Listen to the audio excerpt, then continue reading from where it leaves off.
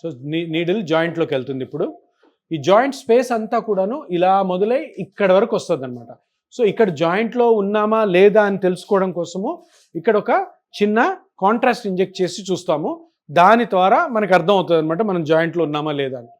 ఇది చూసారా, ఈ జాయింట్లోంచి ఫ్లూయిడ్ కూడా ఉంది, ఆ ఫ్లూయిడ్ తీసేస్తున్నాం. ఎందుకంటే ఈ జాయింట్ రెండు అరగడం వల్ల, ఆ గుజ్జు లేని వల్ల మనకి కొంత నీరు కూడా లోపల అక్యుములేట్ అయింది. ఆ నీరు కూడా తీస్తున్నాం అనమాట. మామూలుగా జాయింట్లో నీరు ఉండకూడదు. నీరు ఎందుకు వచ్చింది? నీకు దీనికి బ్లడ్ సప్లై తగ్గిపోయి ఇది పోయి అతుక్కుంది కదా, ఆ రాపిడి వల్ల నీరు వచ్చింది అనమాట. ఇప్పుడు మనము కాంట్రాస్ట్ ఇంజెక్ట్ చేస్తున్నాము. అదిగో చూసారు, జాయింట్ ఇదంతా జాయింట్ స్ప్రెడ్ అవుతుంది. ఇంకా తోడదో చూసారు, ఇక్కడ కూడా వచ్చింది చూసారా, ఇదంతా జాయింట్ అంతా స్ప్రెడ్ అయింది ఇప్పుడు.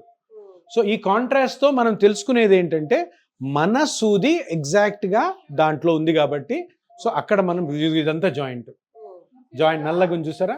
సో ఇప్పుడు దీంట్లో మనము ఈ ప్లాస్మా వేయడం ద్వారా ఇప్పుడు ఈ రోజు నుంచి కూడాను ఆ గుజ్జు పెరగడం మొదలవుతుంది అనమాట.